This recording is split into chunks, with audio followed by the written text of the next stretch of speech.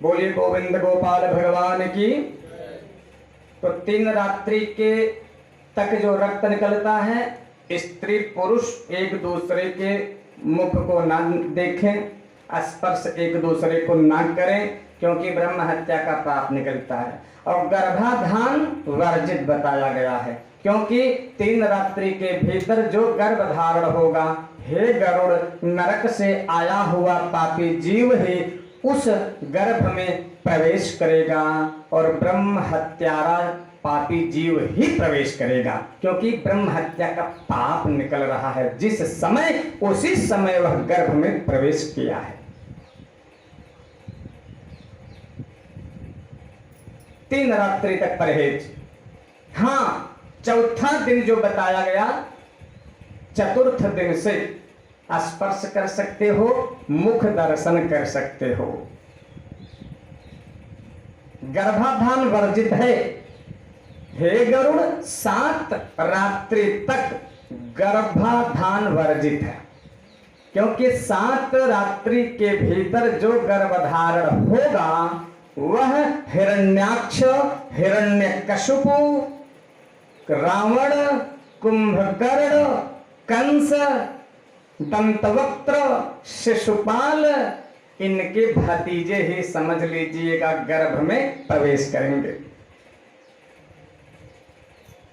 और कंस का कैसा कर्म था आप सभी जानते हैं। रावण, कुंभकर्ण का कैसा आचरण था आप सभी जानते हैं।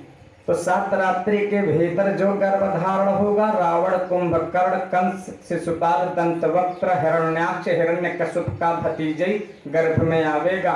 और बाद में पंडित जी से कुंडली दिखाएंगे। आप सब बहुत चंचल है, आदत खराब है, नशा करता है, ताश पत्ता खेलता है, पढ़ाई लिखाई नहीं करता। महाराज देखो कौन सा ग्रह गड़बड़ है।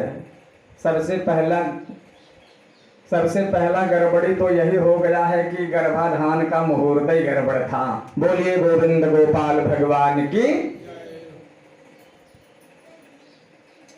7 रात्रि में, 7 दिन में स्त्रियां स्नान आदि करके शुद्ध होती हैं, पित्रार्चन, देवार्चन करने योग्य होती हैं।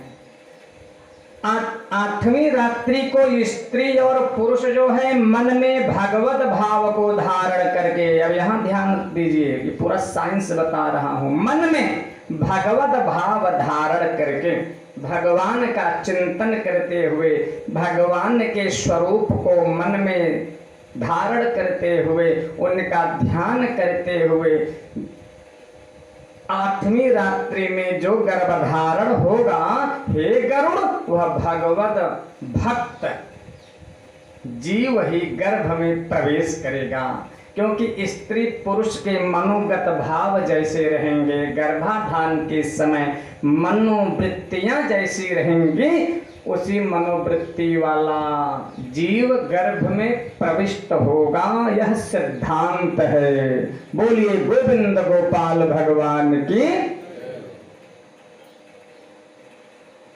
7 रात्रि का परहेज बताया गया।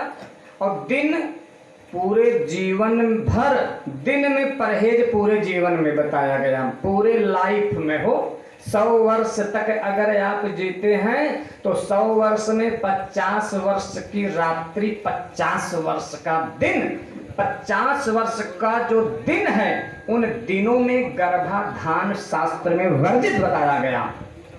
देखिए हर चीज का समय है, रात्रि का समय है। गर्भधारण मुहूर्त, गर्भाधान मुहूर्त सिर्फ और सिर्फ रात्रि में बताया गया है। बोलिए गोविंद गोपाल भगवान की। प्यारे कथा प्रेमियों, 7 रात्रि का को माइनस कीजिए। स्त्रियों का जो ऋतु काल होता है प्रायः 16 रात्रि तक रहता, जिनमें 7 रात्रि माइनस करो।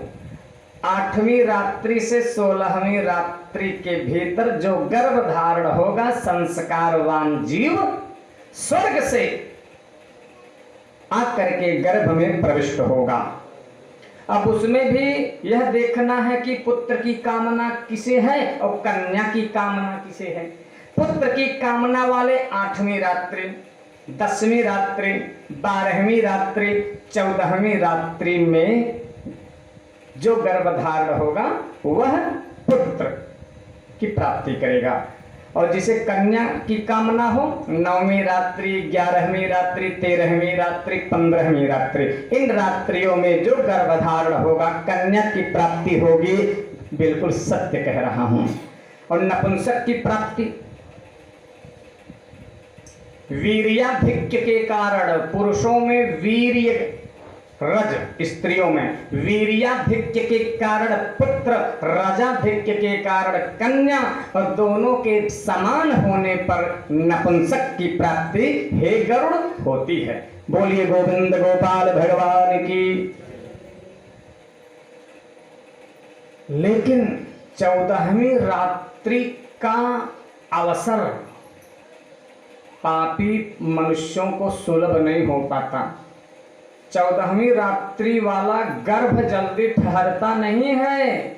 भगवान अथवा भगवद अंश जीव जब गर्भ में आना होता है तब 14वीं रात्रि का गर्भ ठहरता है। जैसे प्रहलाद हो गए, ध्रुव हो गए, या भगवान, जब भगवान को आना होवे अथवा भगवान के भक्तों को गर्भ में आना होवे श्रोता बंधुओं, तब 14वीं रात्रि के गर्भ का चयन करते हैं। बड़े जो बहुत पुण्यवान पुरुष होगा 14वीं रात्रि का अवसर, सौभाग्य उसे ही प्राप्त होगा।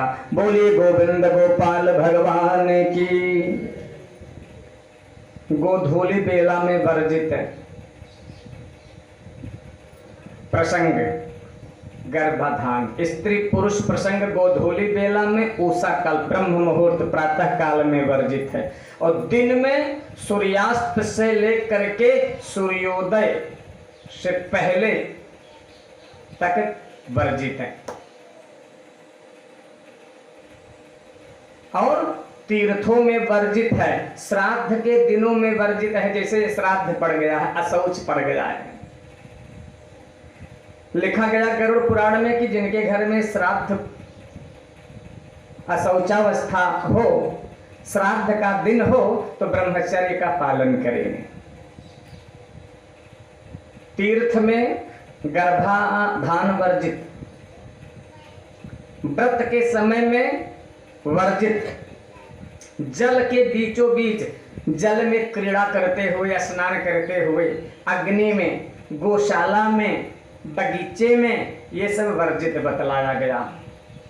किसी भी पर्व के दिनों में, त्योहार के दिन में ये वर्जित बताया गया है। बोलिए भक्त वत्सल भगवान की। 16 संस्कार होते हैं जो कि गर्भाधान संस्कार है। एक ये संस्कार है गर्भाधान। पहले शादी विवाह हुआ करता था तो ज्योतिषी से मिला करते थे लोग, उसका मुहूर्त बतलाते थे। 7 रात्रि, वो भी सिर्फ ऋतु काल के समय में ही स्त्री पुरुष प्रसंग के लिए जो है जाना चाहिए।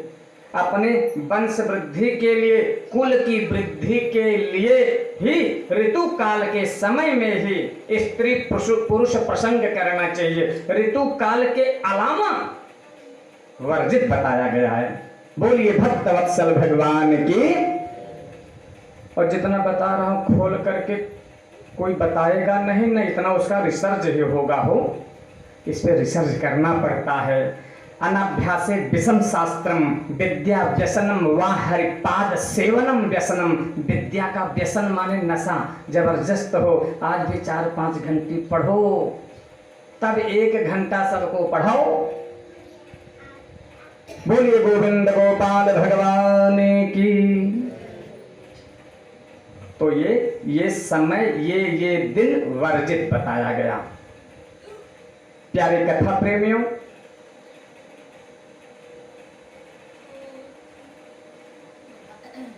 लोगों की ये मान्यता है कि जिस रात्रि में गर्भ धारण होता है उस रात्रि में जीव गर्भ में प्रवेश नहीं करता। अंधेरे में मत जियो, प्रकाश में आओ। अंधकार में काहे जी रहे हो? कि जिस रात्रि में गर्भधारण होगा उसके 1-2 महीने बाद जीव गर्भ में आएगा, ऐसा नहीं है। गरुड़ पुराण में लिखा गया और श्रीमद् भागवत महापुराण जो सभी पुराणों में श्रेष्ठ माना गया है, लिखा गया कि जिस रात्रि में गर्भ धारण होता है जीव उसी रात्रि में गर्भ में प्रवेश कर जाता, उत्पन्न हो जाता है।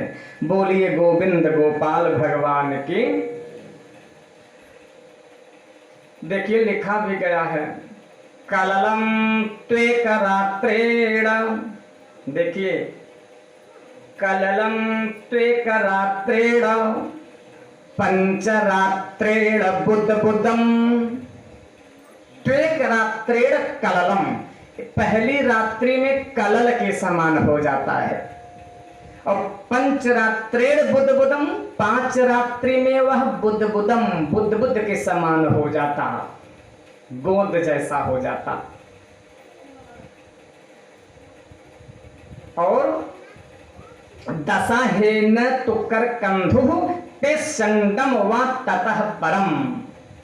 दशाहेन, दशाहेन दशगात्र और दशाह जिसे कहा जाता है, तो अह माने दिन और 10 माने 10, 10वें दिन को दशाह कहा जाता है। तो लिखा गया दशाहेन तुकर कंधु, 10वें रात्रि में वह मांस पिंडाकार हो जाता है, 10 रात्रि में ही पिंडाकार।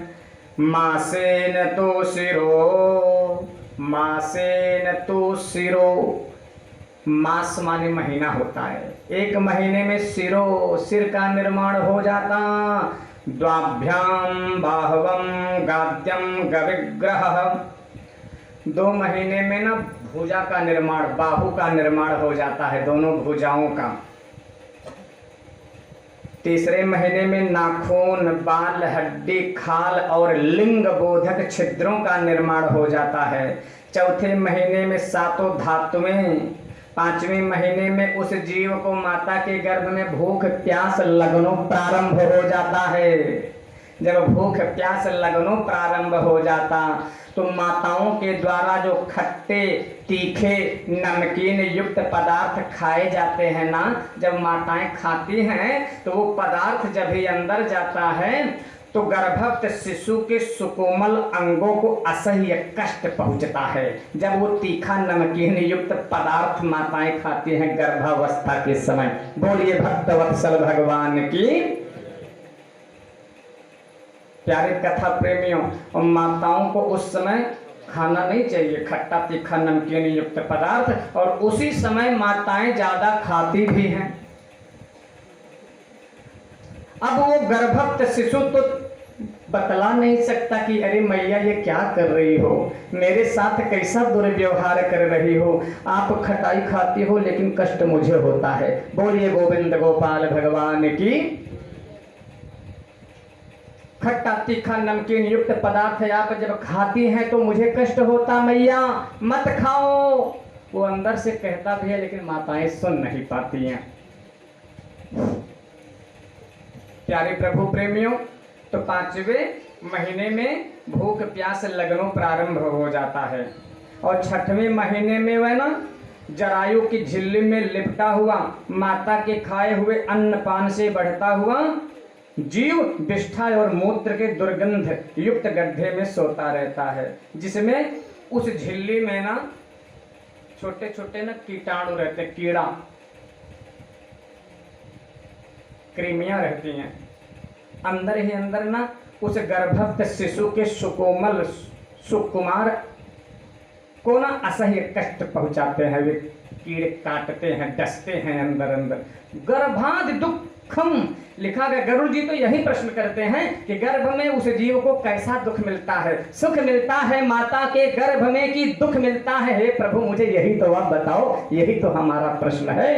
भगवान यही बतला रहे हैं कि माताओं के द्वारा जो खट्टे नमकीन तीखे पदार्थ खाए जाते हैं उसके द्वारा उस जीव को कष्ट होता, और जो अंदर कृमियां कीड़े हैं वे भी काटते डसते हैं, उससे भी उसे असह्य वेदना और कष्ट पहुंचता है, बहुत कष्ट मिलता गर्भ में। बोलिए गोविंद गोपाल भगवान की। और जैसे कोई पक्षी पिंजड़े में सिकुड़ करके रहता हो, उसी प्रकार से वह माता की दक्षिणी कोख में पिंजड़े में पक्षी की भांति उल्टा लटकता रहता। उल्टा लटकने का मतलब क्या है? उत्तान पाद की अवस्था में रहता है। उत्तान पाद, पाद माने क्या होता है संस्कृत में? पैर। उतान माने ऊपर। दोनों पैर ना माता के गर्भ में ऊपर रहता, सिर नीचे रहता। बताओ कितना कष्ट मिलता है। उत्तान पाद, और प्रत्येक जीव ना उत्तान पाद ही है।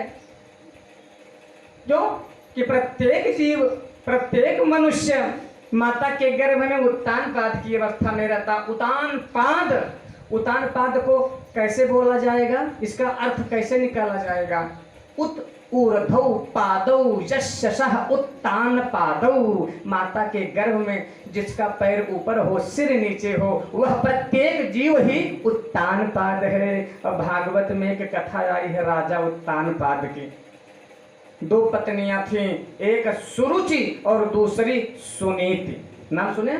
सुनीति और सुरुचि। सुनीति के पुत्र ध्रुव, ध्रुव का नाम सुने हैं ना? और जो सुरुचि नाम की पत्नी है उसका पुत्र उत्तम। जो ब्याही गई धर्म पत्नी है उसका नाम सुनीति है, जो कि ध्रुव पुत्र है। लेकिन एक सुरुचि नाम की स्त्री आ जाती है। और उत्तान पाद माने जानते हैं, अब एकदम खोल के अर्थ बता रहे हैं। उत्तान पाद माने जीव होता है। जीव ही उत्तान पाद है, क्योंकि प्रत्येक जीव उत्तान पाद है। माता के गर्भ में उत्तान पाद के ही अवस्था में रहता है। कथा समझ में आ रही है ना? तो प्रत्येक जीव की दो पत्नियां हैं। जितने बैठे हैं, कितने पत्नी वाले बैठे हैं? दो पत्नी वाले, एक सुनीति और एक सुरुचि। अब यहाँ प्रश्न यह है कि कौन किसको मानता है? सुनीति को आप लोग मानते हैं कि सुरुचि को मानते हैं? सुनीति माने सुंदर नीति, कथा, भजन, इसको मानते हैं, इससे प्रेम करते हैं? कि सुरुचि, सुरुचि माने सुंदर रुचि। जिहवा जो कहेगी हम वही खाएंगे। लौंग लता खा लिए हैं तो कचौड़ी खाएंगे, उसके बाद पकौड़ी खाएंगे, फिर श्रीखंड चाहिए, समोसा चाहिए। और ये सुरुचि तो यही है, सुंदर रुचि। यह जीव जब सुरुचि का दास बन जाता तो इंद्रियां जो कहती हैं हम आप वही करते हैं, गुलाम बन जाते हैं। और सुनीति मना करती है दूसरी पत्नी, नीतियां बतलाती है। लेकिन आजकल सुनीति, नीति किसे अच्छे लगते हैं बताओ? यही उत्तान पाद के साथ में हुआ। सुनीत को नहीं मानता था, वह निकाल दिया। अब सुरुचि को मानने लगा, महल में लाया। एक दिन ध्रुव गोदी में जाके बैठ गए, सिंहासन पर जाके बैठ गए। सुरुचि देखती है, वो विमाता जो थी, बाह पकड़ के धड़ाम से ना नीचे गिरा दी। तेरी ये मजाल, मेरा पुत्र उत्तम बैठने का अधिकार रखता है इस गोदी पे, इस सिंहासन पर, कैसे तू बैठ गया? बोले क्यों माँ, मैं क्यों नहीं बैठ सकता? बोले तू मेरा पुत्र नहीं है, मेरे पेट से पैदा नहीं हुआ ना, इसलिए तुझे ये अधिकार नहीं है।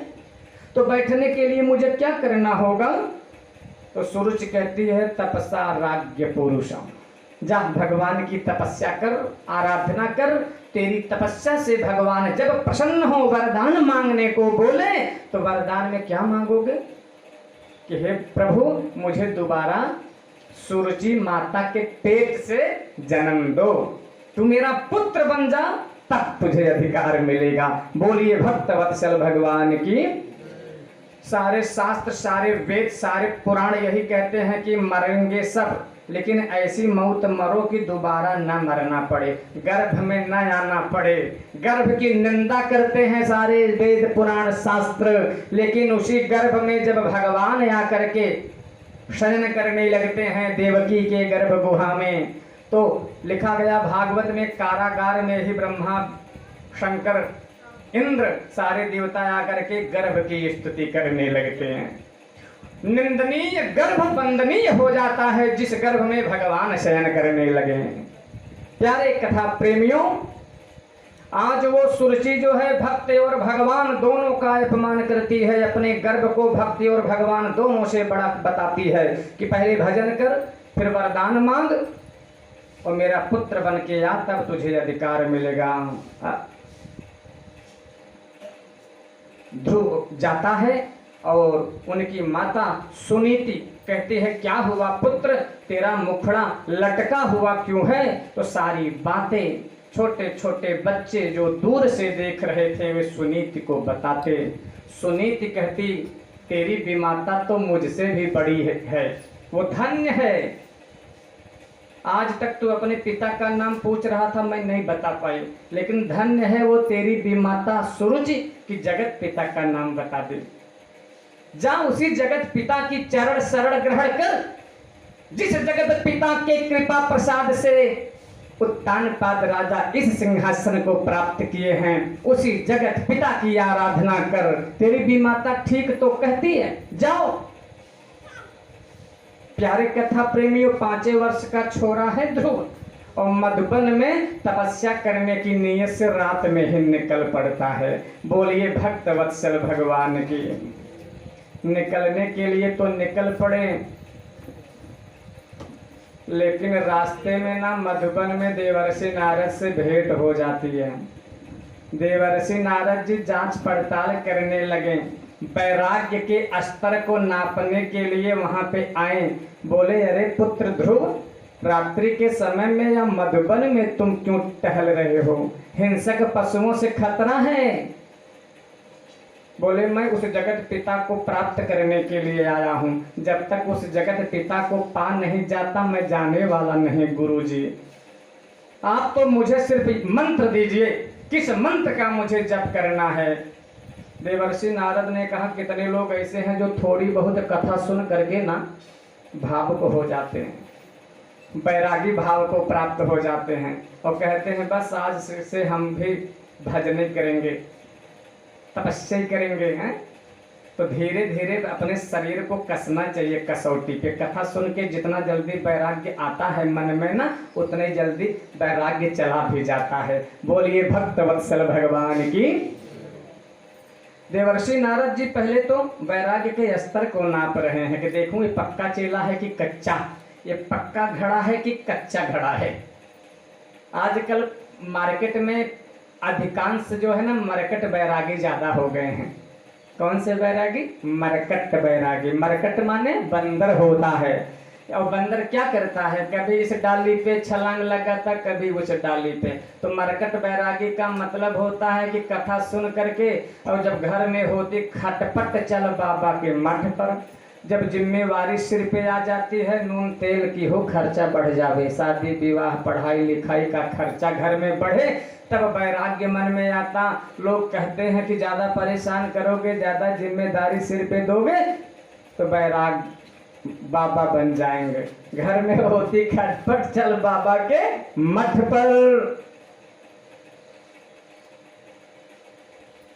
और कभी इस डाली पे कभी उस डाली पे 2-4 वर्ष तक जो है बाबा बन के रहते, मन नहीं लगता है तो कहते हैं अब गृहस्थ आश्रम में आऊंगा, अब शादी विवाह रचाऊंगा।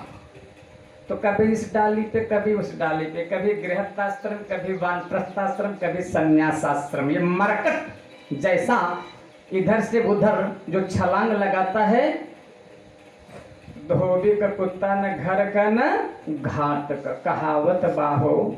इसलिए नीचे से ऊपर हमें आपको चलना चाहिए, ऊपर से नीचे नहीं आना है। पहले तो गृहस्थ आश्रम से वानप्रस्थ में जाओ। अगर 100 वर्ष देखिए भैया, 50 वर्ष के बाद कौन सा अंक आता है?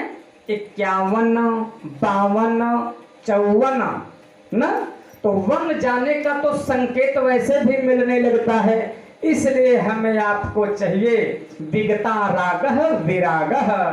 कुछ ऐसे लोग हैं समाज में कि वस्तु को जब प्राप्त नहीं कर पाते तो कहते हैं जाने दो, अच्छे नहीं है। वो अंगूर वाली भी बात बताता हूँ, छलांग तो लगाता, प्रयास तो खूब करता, मिल जावे, लेकिन जब प्राप्त नहीं कर पाता तो कहता जाने दो, अंगूर खट्टे हैं। इसका मतलब मजबूरी में अपने मन को समझाता है। उसी प्रकार से हम आप अगर मजबूरी में अपने मन को समझाएंगे, मजबूरी में बाबा बनेंगे, तो भविष्य में पांव फिसल सकता है। वस्तुओं से जब घिरेंगे तो पांव फिसल सकता है, खतरा बना रहेगा। इसलिए हमें आपको प्यारे प्रभु प्रेमियों, माताओं के द्वारा खाए गए खट्टे तीखे नमकीन युक्त पदार्थों से गर्भस्थ शिशु के सुकोमल अंगों को असह्य वेदना होती है। इसलिए माताओं को खट्टा तीखा नमकीन युक्त पदार्थ नहीं खाना चाहिए। 5वें महीने में भूख प्यास लगना प्रारंभ हो जाता। गर्भ की झिल्ली में छोटे छोटे जो कृमियां हैं, कीड़े हैं, वे भी सुकोमल अंगों को काट काट करके असह्य वेदना उस गर्भस्थ शिशु को पहुंचाते हैं। गर्भस्थ शिशु को ऋषि कल्प कहा गया है, ऋषि कल्प। और गर्भ की हत्या कराने वाला, गर्भपात कराने वाला, मैंने बताया था ना कल, कन्या घाती भवेत कुष्ठी, कन्या की हत्या करने वाला कुष्ठ रोगी होता है।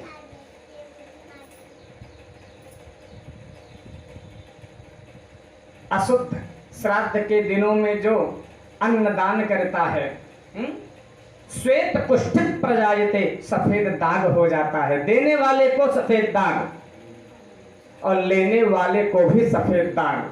अगर जान के देते, जान के लेते तो दोनों को श्वेत कुष्ठी सफेद दाग होगा। बोलिए गरुड़ पुराण की। प्यारे कथा प्रेमियों, इस तरह से कललम त्वेकरात्रेण पंचरात्रेण बुधबुधम दशाहेन तो करकंधो। 10 रात्रि में वह मांस पिंडाकार हो जाता, 5 रात्रि में बुधबुध जैसा, 1 रात्रि में कलल के समान हो जाता। मासेन तो सिरो, 1 महीने में सिर का निर्माण। द्वाभ्याम, दूसरे महीने में दोनों भुजाओं का निर्माण। तीसरे महीने में लिंग, नाखून, रोम, हड्डी आदि का निर्माण हो जाता है। और 5वें महीने में भूख प्यास लगना प्रारंभ हो जाता है। असह्य वेदना उस गर्भस्थ शिशु को होती रहती है और उल्टा लटका रहता है उत्तान पाद की अवस्था में ना। उत ऊर्ध्व पादौ यस्य सह उत्तान पादौ, पादौ दोनों पैर उतान हो, ऊपर हो, सिर नीचे हो, गर्भ में उसे उत्तान पाद कहते। तो प्रत्येक जीव उत्तान पाद है। प्यारे कथा प्रेमियों, गर्भ में ज्ञान भी उत्पन्न हो जाता है उसे, और भगवान से स्तुति भी करता, प्रार्थना भी करता है, प्रभु मुझे इस गर्भ से ना संसार में भेजो, मुझे बाहर निकालो। मैं वचन देता हूँ आपको, ये संकल्प लेता हूँ कि बाहर जाने के बाद, संसार में जाने के बाद आपकी उपासना करूँगा। लेकिन भगवान से बार बार यही प्रार्थना करता है जीव। हम आप बार बार माता के गर्भ में यही स्तुति करते हैं, यही प्रार्थना करके इस संसार में आते रहते हैं कि उपासना करेंगे, उपासना करेंगे। उपासना तो भूल जाते हैं, वासना में फंस जाते हैं। सही है ना, वासना में फंसते हैं। आसन माने बैठना, उप माने समीप में। उपासना अपने मन को भगवान के समीप में बैठाना, लगाना, उपासना है। अन्न ग्रहण करके लगाओ चाहे अन्न का त्याग करके लगाओ। अन्न त्यागना जरूरी नहीं है, अन्न करना भोजन करना जरूरी नहीं है, भगवान के समीप में मन को लगाना जरूरी है, कथा में मन लगाना जरूरी है। उपवास का मतलब है उप माने नजदीक, समीप, और वास माने रहना, निवास करना, लगाना। तो भगवान के समीप में मन को लगाना उपवास कहलाता। श्रोता बंधुओं, भोजन करके लगाओ चाहे त्याग के लगाओ, त्यागने से भी मुक्ति नहीं होने वाली, करने से भी मुक्ति नहीं होने वाली, भगवान में मन लगाने से मुक्ति होगी, कथा में मन लगाने से मुक्ति होगी। तो कथा में मन जैसे भी लगे ना, ये न के न उपायेन, जिस किसी भी उपाय से कथा में मन लगे, भगवान में मन लगे, वही उपाय अपनाना चाहिए हमें आपको। बोलिए भक्तवत्सल भगवान की। बार बार स्तुति करता है, मुझे बाहर निकालो। हजारों जन्मों का ज्ञान उस जीव को रहता है गर्भ में। निवेदन में किया था 4-5 स्थान ऐसे हैं जहां पे ज्ञान उत्पन्न होता। वेद पढ़त मुर्दा जलत और काम के अंत, स्त्री पुरुष प्रसंग के अंत में जो ज्ञान उत्पन्न होता है, ज्ञान उत्पन्न होता है कि नहीं होता है ना, अनुभव होता।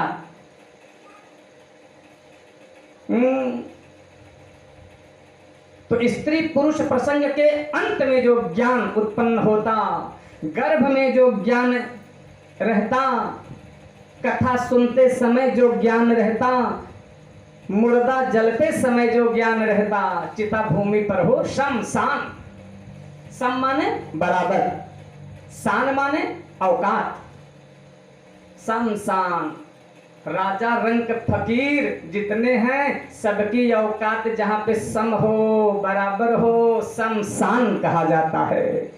दूसरा अर्थ है शमशान, सम माने बराबर, शान माने ज्ञान। जहां पहुंचने पर सबका ज्ञान बराबर खुल जाए उसे शमशान कहते हैं।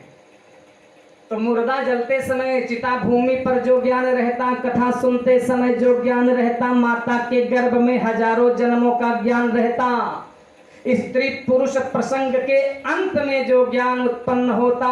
और गरुड़ पुराण में लिखा गया रुग्णावस्था, रोग की अवस्था में जो ज्ञान उत्पन्न रहता है। अगर हे गरुड़ जी वही ज्ञान सदा के लिए स्थिर हो जाए तो वैकुंठ जाने का रिजर्वेशन बताओ भला किसका ना पक्का हो जाए, अर्थात सबका रिजर्वेशन पक्का हो जाए। बोलिए भक्तवत्सल भगवान की। ऐसा हो नहीं पाता, लेकिन कथा पंडाल में सुना हुआ ज्ञान कब तक? कथावाचक महाराज जी कथा सुना रहे हैं जब तक। उसके बाद तो माताएं साड़ी के पल्लू वैसे भी झाड़ के उठती हैं ना, कि जो कछु भी हम सुने हैं ज्ञान की बातें वो यहीं पे रह जाए। बोलिए गोविंद गोपाल भगवान की। स्तुति करता है, कभी कहता बाहर निकालो, और कभी कभी जब संसार में तो बार बार यही कह के जाता है कि उपासना करूंगा। और हजारों जन्म हजारों युग बीत गए लेकिन अभी तक मैं आवागमन से मुक्त नहीं हो पाया। उसे ज्ञान रहता है। कभी कभी कहता नहीं प्रभु मैं अंदर ही ठीक हूँ, गर्भ में ही ठीक हूँ, क्योंकि यही कह के बार बार मैं जाता हूँ उपासना करूंगा लेकिन वासना में फंस जाता हूँ, भजन करूंगा भोजन में फंस जाता हूँ, इसलिए मैं अंदर ही ठीक हूँ। बार बार यही पुनरपि जननम पुनरपि मरणम पुनरपि जननी जठरे शयनम, बार बार ये जीव जाता। देखिए अन्य पुराण जो होता है ना वो जीना सिखाता है, और गरुड़ पुराण हमें आपको मरना सिखाता है, कैसे मरा जाता है। सबको मरने भी नहीं आता है, क्योंकि संत भी मरेगा गृहस्थ भी मरेगा। संत भी दुखी होता है, गृहस्थ भी दुखी होता है ना। केशवदास जी ने एक पंक्ति लिखी है कि रत्न में एक दोष वासना न धरी जाय, रत्न में एक दोष वासना न भरी जाय, कस्तूर में एक दोष रंग हूं न पाई है। राम में एक दोष मृगया का शिकार कीन्हो, रोहड़ी में एक दोष चंद्रमा चुराई है। इंद्र में एक दोष गौतम ऋषि घर गमन कीन्हो, रावण में एक दोष सीता चुराई है। कहीं कवि केशवदास बिना दोष केऊ नाही, एक एक दोष भगवान सब में लगाई है। डॉक्टर जी हो, मास्टर जी हो, कंडक्टर जी हो, जितने जी हैं सब में एक न एक दोष भगवान लगाए हैं। 24 कैरेट का सोना यहाँ पे कोई नहीं है, और 24 कैरेट के सोना बन जाएंगे ना तो देखिए आभूषण बनाने के लिए वो मिलावट करना जरूरी होता है, उस शुद्ध सोने को अशुद्ध करना पड़ता है, तभी तो आभूषण बनेंगे। शुद्ध सोने का आभूषण वगैरह नहीं बनता है, बन ही नहीं पाएगा। तो इस दुनिया को चलाने के लिए ना जीव में अशुद्धि जरूरी है, क्योंकि कुल गधा बैकुंठ चला जाए हैं तो बोझा के ढोए बतावा जा पैसे बतावा, बोझा ढोए बिना चाहे ना। तो एक एक दोष भगवान सब में लगाई है। डॉक्टर में भी, मास्टर में भी, कंडक्टर में भी, संत महंत यमलात्मा विमलात्मा योगींद्र मुनींद्र सन्यासी जितने हैं ना एक दोष तो जीव में है। उसी दोष के बल पर, अशुद्धि के बल पर, माया की मिलावट के बल पर तो ये दुनिया चल रही है हमारे गोविंद की। अगर जीव में अशुद्धि ना हो, माया की मिलावट ना हो तो ये दुकान कैसे चलेगी हैं? इसे चलाने के लिए जीव में अशुद्धि जरूरी है। बोलिए गोविंद गोपाल भगवान की। अब ये चर्चा तो माया क्या है, माया का अर्थ क्या है, वो सब अलग विषय है। तो प्यारे कथा प्रेमियों, कभी कहता निकालो, कभी कहता अंदर ही ठीक हूं। लेकिन 9 मास पूर्ण हो गया, 10वें मास के प्रारंभ में प्रसूति बेग के द्वारा, उल्टा तो पहले से लटका हुआ है, प्रसूति बेग के द्वारा जब वो झटके से संसार में आता, गर्भ का ज्ञान गर्भ में छोड़ के आता, श्वास रुक जाती और गर्भ का ज्ञान गर्भ में छोड़ के इस दुनिया में आता। भूमि परत भा ढाबर पानी, जन्म जीव ही माया लपटानी। संस्पर्श होते ही, स्पर्श होते ही इस दुनिया में आते ही वो माया से जीव लिपट जाता है, क्वाहम क्वाहम करके रुदन करने लगता है। अहम क्वा, मैं कहाँ आ गया। अभी इसके पहले मैंने निवेदन किया कि गर्भ में हजारों जन्मों का ज्ञान रहता है, और दुनिया में जब आया क्वाहम, मैं कहाँ आ गया, इसका भी ज्ञान उसे नहीं है। कौन हूं, कहाँ आ गया। ज्ञान के लुप्त हो जाने पर वह रुदन करने लगता है, और जब रुदन करता है तो परिवार वाले हंसने लगते हैं, छोरा भयो लाला केर जन्म भयो है। ऐसा सब दुनिया में आने वाला रुदन करता है और ये दुनिया वाले हंसते हैं, और जन्म लेने पर यदि वह रुदन ना करे तो परिवार वाले रुदन करना शुरू कर देंगे। अभी तक छोरा रुदन क्यों नहीं किया, रोया क्यों नहीं, है कि नहीं? ऐसा यहाँ का नियम है प्यारे। तो बताओ 9 महीने तक यह जीव माता के गर्भ में शयन किया, नींद नहीं पूरी भई। अब जन्म लिया तो भूमि पर शयन करेगा ना कुछ दिन तक, फिर भी नींद नहीं पूरी होगी, और माता की गोदी में सोया, नींद नहीं पूरी भई। मित्रों के संग में खेल कूद में सोया, नींद नहीं पूरी भई, शादी विवाह हो गई तब सोया, नींद नहीं पूरी भई, और चिता पर एक दिन सो गया फिर भी नींद पूरी नहीं भई। कि पेट में सोई मही पूनी सोए, जननी संग सोई के बाल कहायो, ज्वान भयो जुबती संग सोई के, सारी युवायों खेल गवायो, क्षीर समुद्र के सोवन हार, तुम्हें नहीं सपने ध्यान लगायो, सोवत सोवत सोई गयो, चिता पर सोवन के दिन आयो, निद्रया हियते नक्तम, व्यवाये न चवावयः, दिवाचार्थे हया राजन, कुटुंब भरणे नवा। 100 वर्ष अगर हम आप जीते भी हैं, 100 वर्ष जीना जरूरी नहीं है, जीते हैं तो करते क्या है। अच्छा 100 वर्ष जीते भी हैं तो 50 वर्ष की रात्रि उसमें हो गई, 50 वर्ष का दिन हुआ। रात्रि किसमें गई? निद्रया हियते नक्तम, नक्तम रात्रि, नक्तम माने रात्रि, किसमें? निद्रया, नींद में। और दीवा माने दिन होता है, दिन किसमें गुजर गया? 50 वर्ष की, 50 वर्ष का दिन देवाचार थे, अर्थ संग्रह करने में, और कुटुंब भरणे नवा, कुटुंबी जनों का भरण पोषण करने में, धन कमाने में 50 वर्ष का दिन गुजर गया। सोने में 50 वर्ष की रात्रि गुजर गई। अपने लिए क्या किए बताओ?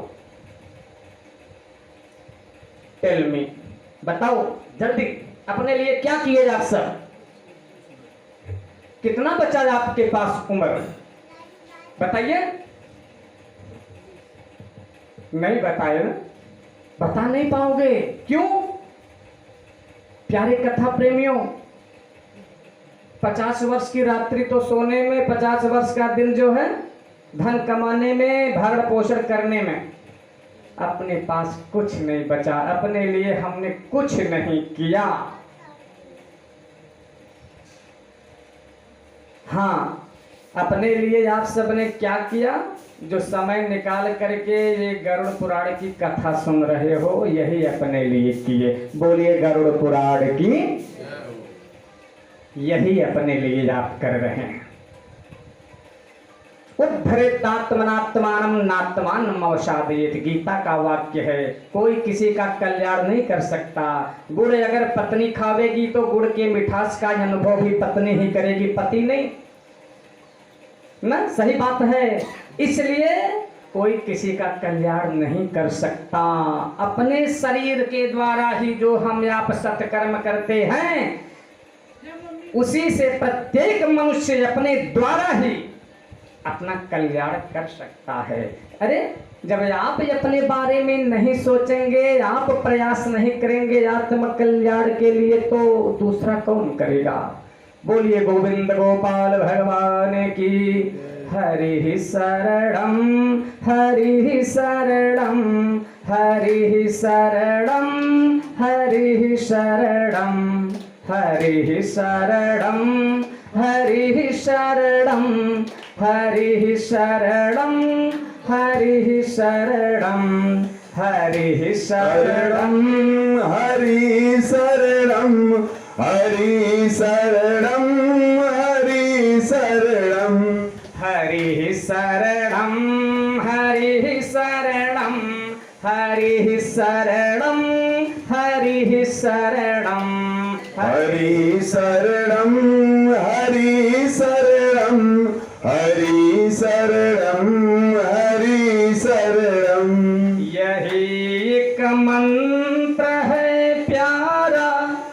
यही एक मंत्र है प्यारा, हरि शरणम हरि शरणम। यही एक मंत्र है प्यारा, हरि शरणम हरि शरणम। हरि शरणम हरि शरणम हरि शरणम हरि शरणम हरि शरणम हरि शरणम हरि शरणम हरि शरणम। भरे दरबार में जब द्रौपदी की लाज जाती थी, भरे दरबार में जब द्रौपदी की लाज जाती थी, विकल हो करके विकल हो करके उच्चारा, विकल हो करके उच्चारा, हरि शरणम हरि शरणम। विकल हो करके उच्चारा, हरि शरणम हरि शरणम।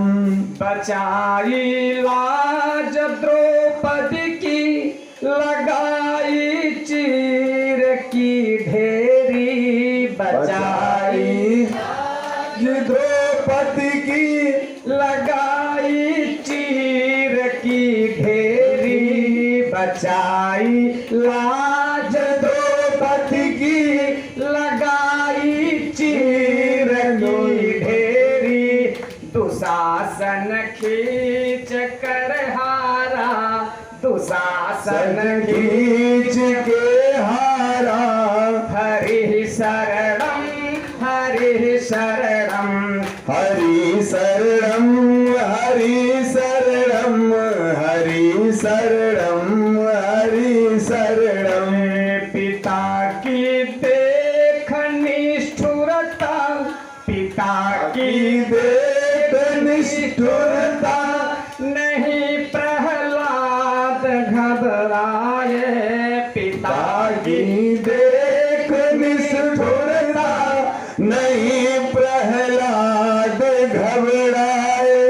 लगाया प्रेम से नारा, लगाया प्रेम से नारा, लगाया प्रेम से नारा, हरि शरणम हरि शरणम। लगाया प्रेम से नारा, हरि शरणम हरि शरणम।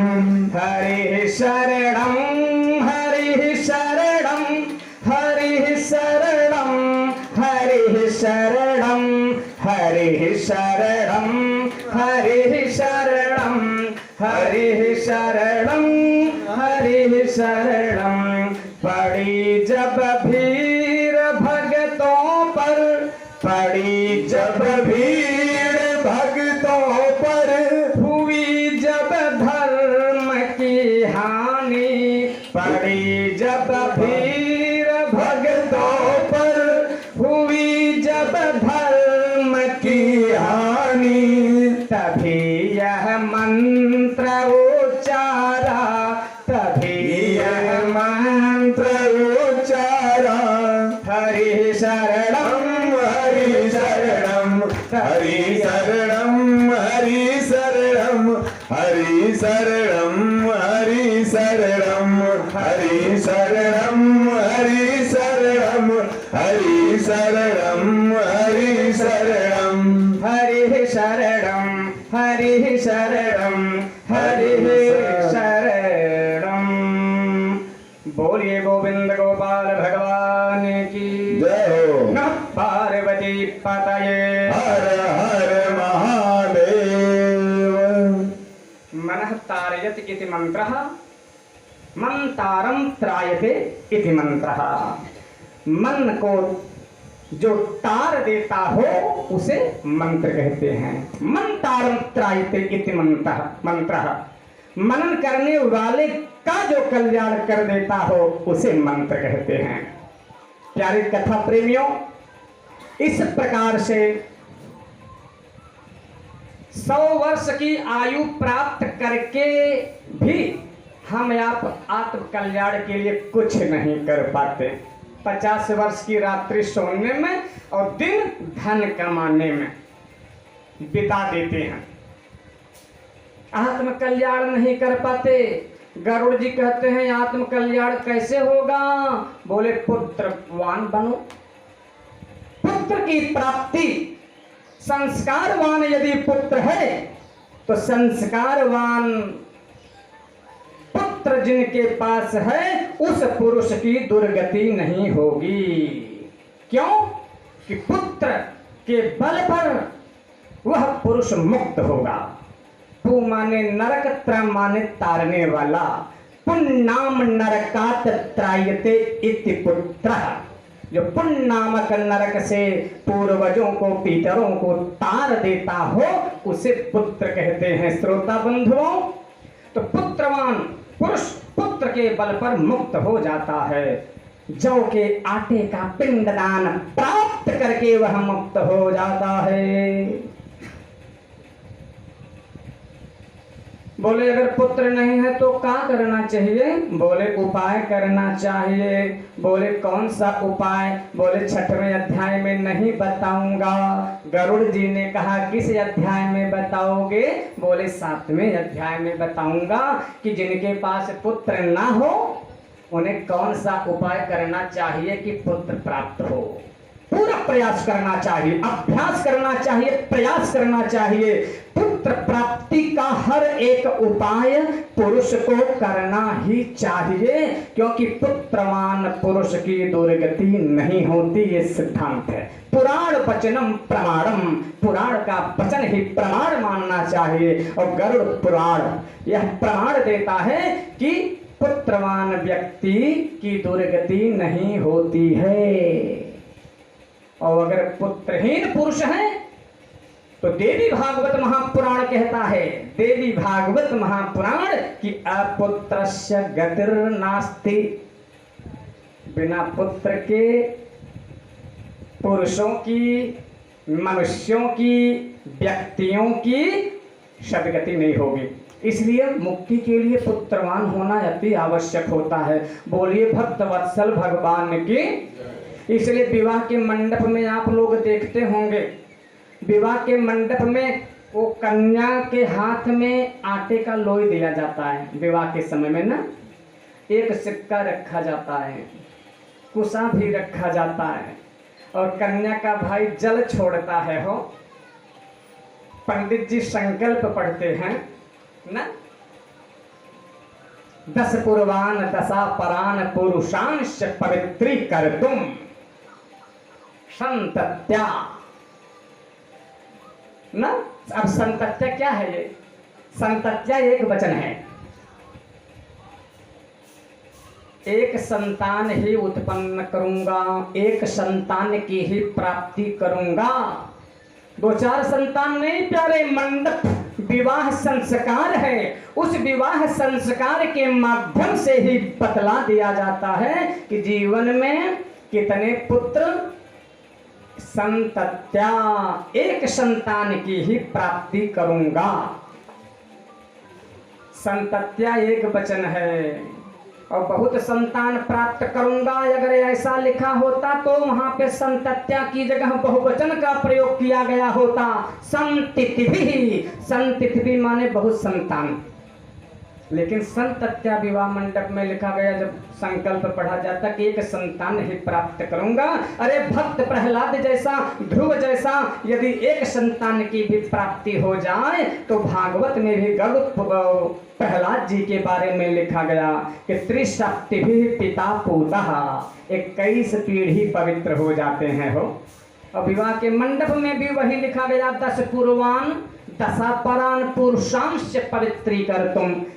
10 पीढ़ी पहले की, 10 पीढ़ी आने वाली, और जिस पीढ़ी में विवाह संपन्न हो रहा है, इस प्रकार से 21 पीढ़ियां तर जाती हैं, पवित्र हो जाती हैं। संतत्या विवाह पद्धति का श्लोक है, एक संतान की प्राप्ति हो जाने पर। प्यारे कथा प्रेमियों, इसलिए जानते हैं क्या आवाज आ रहा है?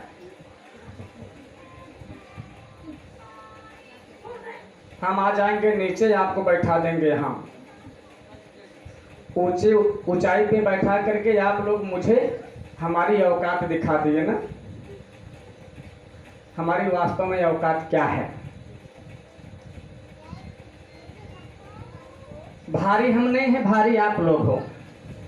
हम छोटे हैं, आप सब बड़े हैं ना, क्योंकि तराजू में 2 पलड़ा होता है, और जो पलड़ा हल्का होता है वही ऊंचाई पर होता है, याद रखिएगा ना। और जो पलड़ा भारी होता है वो नीचे रहता है। तो बताओ, आप सब नीचे हो तो भारी कौन है?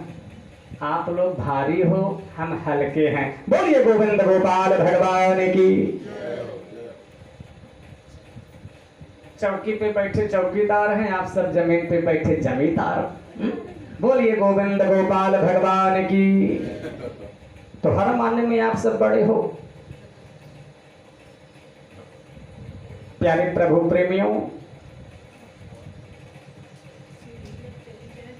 प्यारे प्रभु प्रेमियों, पुत्रवान पुरुष की दुर्गति नहीं होती और पुत्रहीन व्यक्ति की सदगति नहीं होती। इसलिए हर एक प्रयास करना चाहिए पुत्र प्राप्ति के लिए। प्रयास तो करना पड़ेगा, पक्की बात है। प्रयास नहीं करोगे, भाग्य के भरोसे बैठोगे तो आलसी कहे जाओगे। रामचरितमानस कहता है कि दैव दैव आलसी पुकारा। भाग्य में होगा, भाग्य में होगा, पुत्र होगा, पुत्र होगा, ऐसी सोच तो आलसियों की है, पुरुषार्थियों की नहीं है। तो आप सब पुरुष हैं, पुरुष। और पुरुष का मतलब जानते हैं? पुरुष शब्द का अर्थ क्या है? जो चारों पुरुषार्थों को सिद्ध करता हो, पुष्ट करता हो। चारों पुरुषार्थों को पुष्टित करने वाला पुरुष कहलाता है। तो जब आप में पुरुषार्थ होनी चाहिए, पुरुष हैं, तो प्रयास तो करना पड़ेगा पुत्रवान बनने के लिए, पुत्र प्राप्ति के लिए। हर एक प्रयास, मानवीय प्रयास, उपाय, दैवीय उपाय जो शास्त्रों में बताया गया, हर उपाय करो, क्योंकि पुत्रवान बनोगे तो सद्गति होगी। अब जो 7वें अध्याय में उपाय बतला रहे हैं भगवान, विष्णु गरुड़ जी को बता रहे हैं, और नैमिषारण्य में सूत जी शौनकाद ऋषियों को बता रहे हैं कि पुत्रवान कैसे बनोगे। पहले तो मानवीय उपाय कर लो, मेडिकल जांच वगैरह हो, जब कछु कमी ना रहे, मेडिकल जांच बिल्कुल शुद्ध आवे, तब समझ जाना कि किसी दैवीय प्रकोप के कारण, देव बाधा के कारण ऐसा हो रहा है।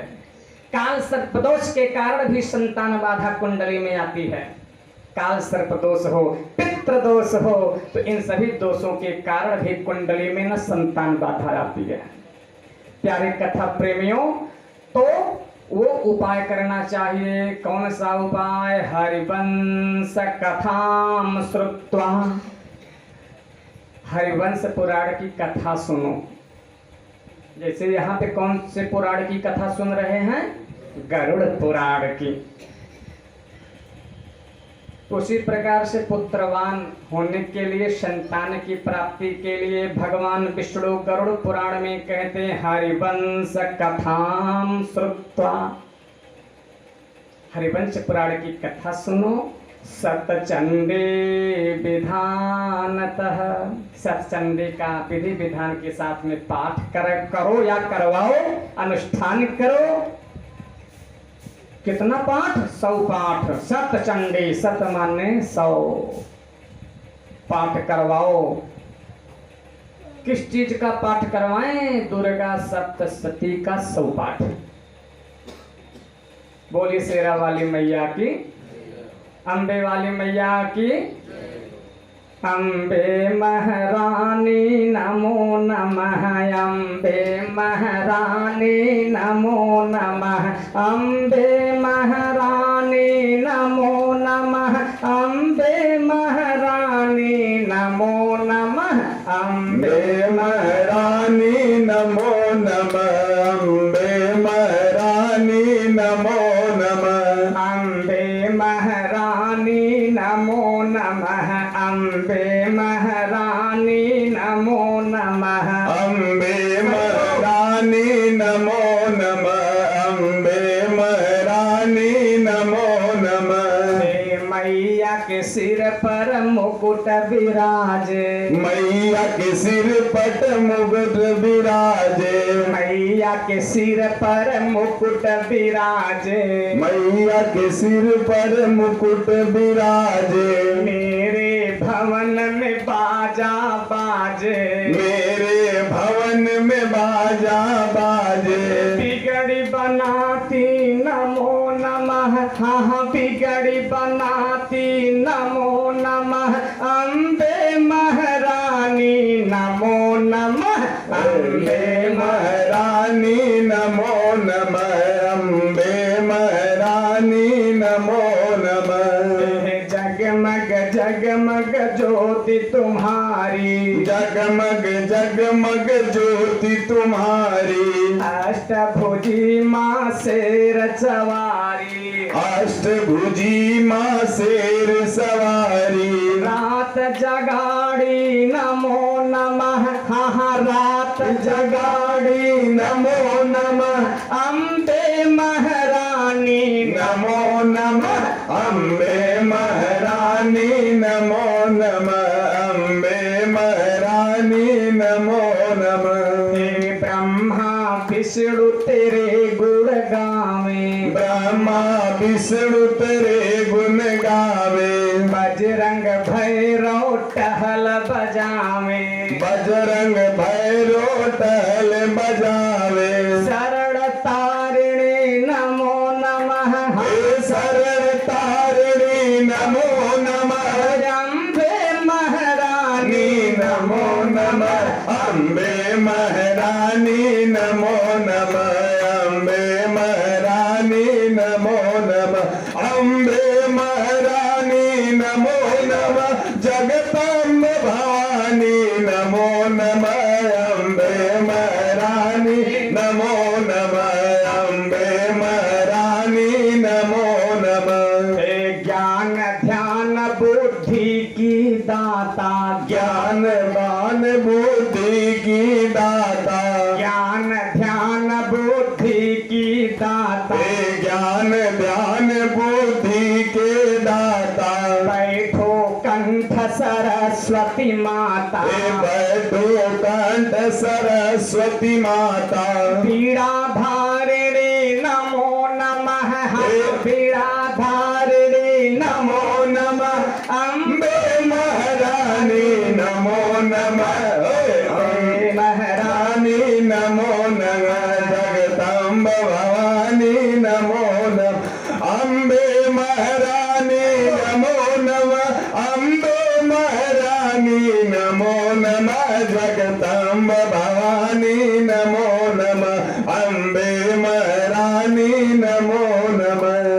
ऋषि मुनि सब कर तेरी भक्ति, ऋषि मुनि सब कर तेरी भक्ति, ऋषि मुनि सब कर तेरी भक्ति, ऋषि मुनि सब करते हैं भक्ति। आदि अंत तू ही महाशक्ति, आदि अंत तू ही महाशक्ति, शिव पटरानी नमो नमः, हाँ शिव पटरानी नमो नमः, अम्बे महारानी नमो नमः, अम्बे महारानी नमो नमः, अम्बे महारानी नमो नमः, अम्बे महारानी नमो नमः, अम्बे महारानी नमो नमः, अम्बे महारानी नमो नमः, अम्बे महारानी नमो नमः।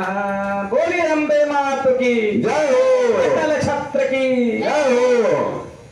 प्यारे कथा प्रेमियों, तो सतचंडी विधानतः दुर्गा जी के सप्तशती का 100 पाठ करवाने से पुत्र की प्राप्ति होगी।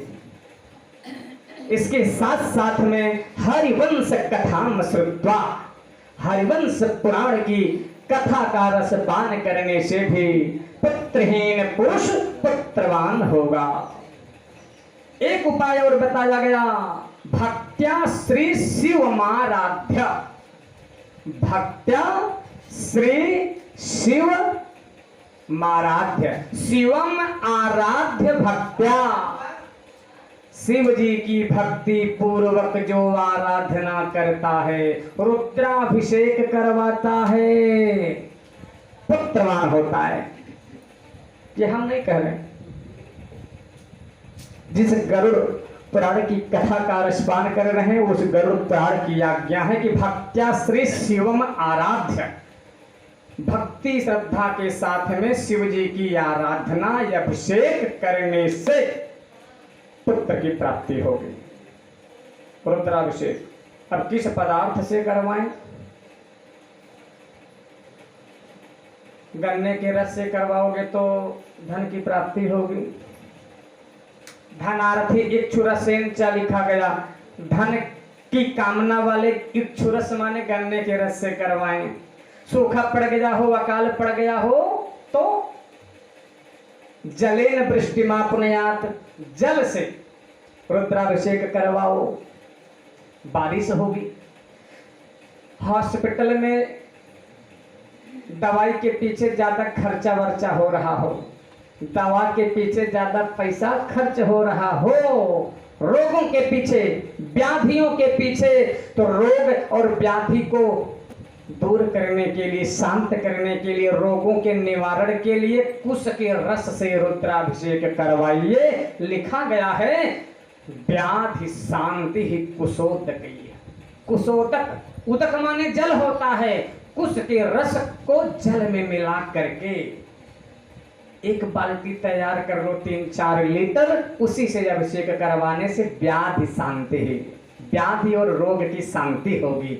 बोलिए गोविंद गोपाल भगवान की। तबेला खोलने के बाद अगर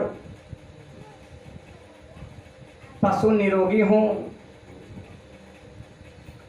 हो, स्वस्थ हो, ज्यादा दूध देने वाले हों, व्यापार बराबर बढ़ाने वाले हों, ऐसा तबेले का व्यापार यदि करना चाहें तो दधिना पशु काम आया, दधी से करवाओ ना आप अभिषेक बाबा जी का। तबेला दिनों दिन दूना रात चौगुना बढ़ने लगेगा, व्यापार आपका, कमाई बढ़ेगी। बोलिए गोविंद गोपाल भगवान की। मधु से भी करवाइए आप लक्ष्मी की प्राप्ति के लिए। सब कुछ बताएं लेकिन पुत्र प्राप्ति के लिए भी नहीं बताए ना। तो पुत्र कामस्तु पयसा, पुत्र की कामना वाले पैसा माने दूध से भोले बाबा का अभिषेक करवावे, निश्चित ही वह पुरुष पुत्र की प्राप्ति करेगा। बोलिए गरुड़ पुराण की। तो हरिवंश पुराण की कथा सुनिए, सतचंडी का पाठ करवाइए, दूध से भोले बाबा का अभिषेक करवाइए और संतान गोपाल के मंत्र के जाप करवाइए। संतान गोपाल मंत्र कौन सा है? देवकी सुत गोविंद वासुदेव जगतपते देहि मे तनयं कृष्ण त्वामहं शरणं गतः। इस मंत्र का 1.25 लाख जप करवाइए।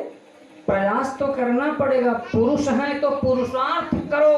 पुरुष क्यों हमें आप कहलवाते हैं? पुरुषार्थ करने के लिए, पुरुषार्थ की क्षमता है इसलिए पुरुष हैं। और पुरुषार्थ नहीं करोगे, प्रयास नहीं करोगे, अरे पुत्र लिखा होगा तो होगा, भाग्य में होगा, तो दैव आलसी पुकारा। भाग्य के भरोसे बैठने वाला गोस्वामी बाबा कहते हैं भाई आलसी है, उसका कभी कल्याण नहीं होगा, भगवान भी मददगार नहीं होगा। इसलिए जो प्रयास करने वाला है उसका मदद भगवान भी करता है। बोलिए भक्तवत्सल भगवान की।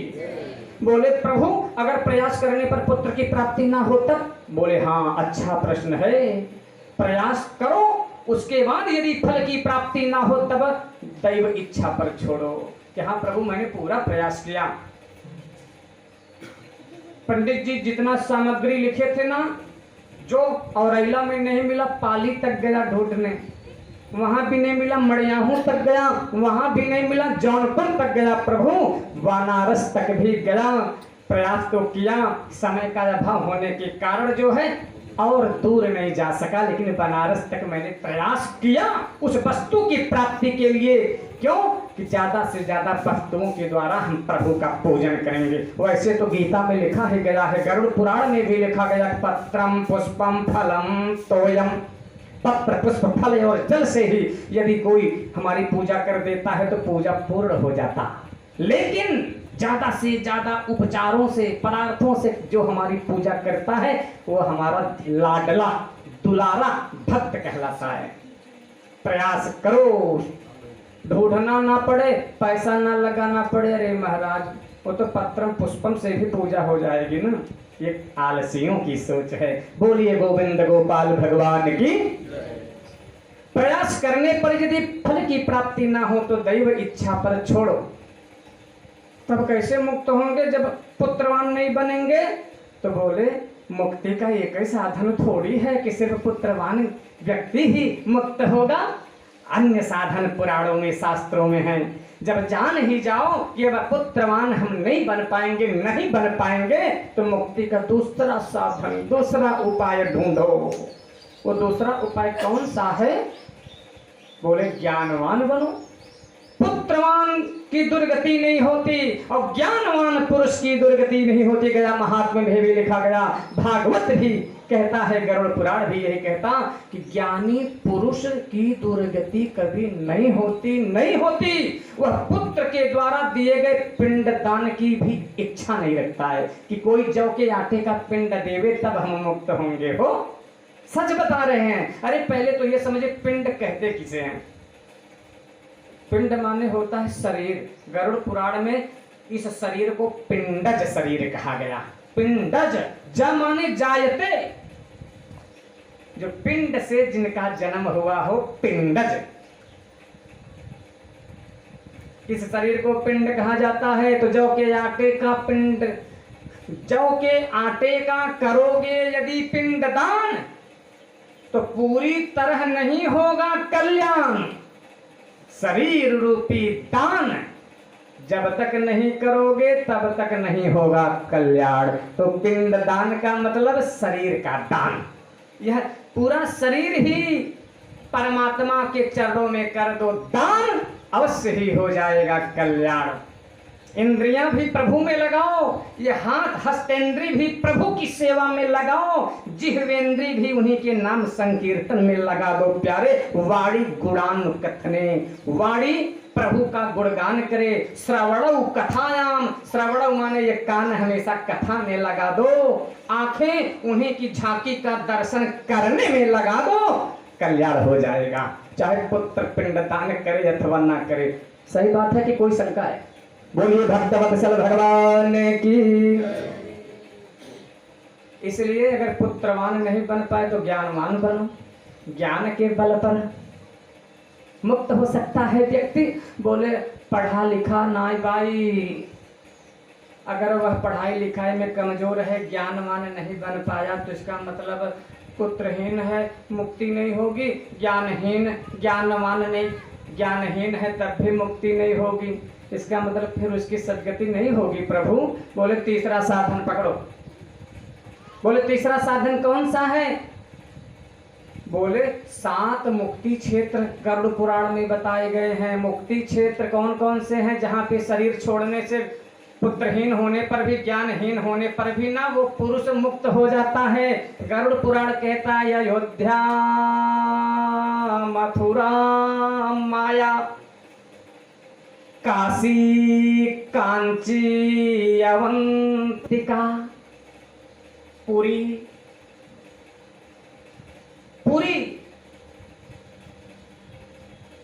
जगन्नाथपुरी, द्वारावती द्वारिका चैवा सप्तैता मोक्षदायिका। ये 7 पुरियां मोक्ष दायिका है, मुक्ति देने वाली है। ये 7 पुरियां अयोध्या में शरीर छूट जाए, मथुरा में शरीर छूट जाए, हरिद्वार में शरीर छूट जाए, काशी में शरीर छूट जाए, अवंतिका, अवंतिका माने उज्जैन में शरीर छूट जाए, जगन्नाथपुरी में शरीर छूट जाए प्यारे, तो वह ज्ञानहीन पुत्रहीन होने पर भी मुक्त हो जाएगा। बोलिए गोविंद गोपाल भगवान की। बोले अगर 7 पुरियों में जाने के लिए किराया भाड़ा ना हो, धनहीन पुरुष हो, तब कैसे मुक्त होगा? कथा आप लोग सुने होंगे, लेकिन इतना जो सही बताइए, कथा हम थोड़ा बहुत कह रही थकना, थोड़ा बहुत कही था कि ना, थोड़ा बहुत हमें अच्छा लगे, अगर प्रशंसा कर जब अच्छा लगे। अच्छा ऐसा बताव के हुए जगह अपन प्रशंसा अच्छा ना लागत, सबके अच्छा लागत ना, अपन प्रशंसा सबके अच्छा लागत है।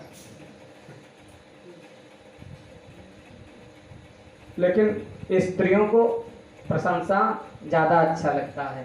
स्त्रियों की आप बड़ाई करेंगे तो ज्यादा फुल के गदगद हो जाएंगे। बोला भक्त वत्सल भगवान की। इस शास्त्र की बात बता रहा हूँ। लिखा गया नत गुप्तम धारयेति, उनके लिए लिखा गया है कि उनकर जितने प्रशंसा करवा वो बहुत प्रसन्न होंगे। मतलब उन्हें अपनी प्रशंसा पुरुषों की अपेक्षा ज्यादा अच्छा लगता है। तो हमारो प्रशंसा थोड़ा बहुत कह दे पर हमको अच्छा लागे, लेकिन देखें गलत प्रशंसा जिन करी है, कथा अगर आवत हो कहे ले तो हो तभी प्रशंसा करी है, ना है तो निंदा करी है, बुराई करी है। अगर बुराई पात्र हो तो आप सब बुराई करें, व्यासपीठ से छूट बा। और लेकिन अगर हम सही व्याख्या करत हो वो गलत तरीके से बुराई करें तो जान ले हैं तब कामों गड़बड़ाई जाए। बोला भक्त वत्सल भगवान की। प्यारे प्रभु प्रेमियों, इसलिए हर पुरुष को पूरा प्रयास करना ही चाहिए। ज्ञानवान, पुत्रवान और ये जो 7 पुरियां हैं, इनमें ये मुक्ति के साधन बताए गए। लेकिन अगर धनहीन पुरुष है, किराया भाड़ा खर्च करके वहां न जा पावे तो 7 पुरियों में, तब मुक्त नहीं होगा। बोले तब तो आपको कथा सुनानी पड़ेगी, एक पुरानी कथा त्रेता युग वाली। गरुड़ जी कहते हैं, बोले सुनाओ, समय है आज। गरुड़ जी कहते हैं ठीक है, त्रेता युग की बात है। महोदयपुर नाम का एक राज्य था, बभ्रुवाहन नाम के एक राजा राज्य करते थे। बभ्रुवाहन, वैसे अर्जुन के पुत्र का भी नाम बभ्रुवाहन है, लेकिन अर्जुन द्वापर में थे और ये बभ्रुवाहन जो बताए गए गरुड़ पुराण में त्रेता युग में बताए जा रहे हैं। तो बभ्रुवाहन राजा बड़े प्रजा पालक थे, अपने प्रजाओं की रक्षा सुरक्षा व्यवस्था पालन पोषण अपने औरस पुत्र के समान करते थे। अपने पुत्रों में और प्रजाओं में तनिक भी भेदभाव नहीं रखते थे। बोलिए भक्तवत्सल भगवान की। बड़े बड़े यज्ञ को करने वाले थे, वस्त्र दान, गोदान, स्वर्ण दान, भूमि दान करने वाले थे।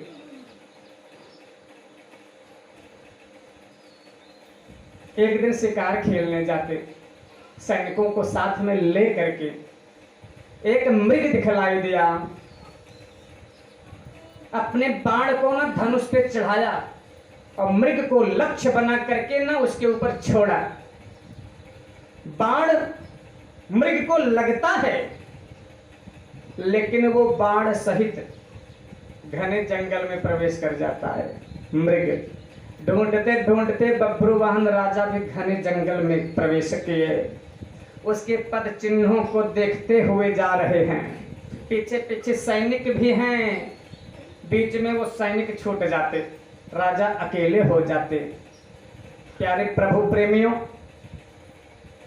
थक जाते, भूख प्यास से तड़पने लगे बभ्रुवाहन राजा। और जब तड़पने लगे सरोवर दिखलाई दिया, सुंदर बटवृक्ष दिखलाई दिया। सोचे सरोवर में जल पान करूंगा और बटवृक्ष की छाया में आराम करूंगा। जो ही बटवृक्ष की छाया के नीचे गए ना, एक भयंकर प्रेत प्रकट हो गया। बहुत भयंकर प्रेत, हड्डी मात्र था उसके शरीर में, कंकाल युक्त भयंकर प्रेत प्रकट हुआ बब्रुवाहन राजा के सामने। अकस्मात राजा उस भयंकर प्रेत को जब भी देखते हैं तो पूछते हैं, आपकी ये दुर्गति कैसे भई भैया? विस्तार पूर्वक आपन कहानी हमें सुनावा, आपन वृत्तांत हमें सुनावा। वह प्रेत अपनी आत्मकथा सुनाता है। हमहु पहले डाकू ना आए रहे, हमहु पहले चोर ना आए रहे, हमहु पहले प्रेत ना आए रहे। ये तो समय मजबूरी में हम डाकू बन गए ना, लोग कहते हैं ना। तो आज वो अपनी कथा सुना रहा है।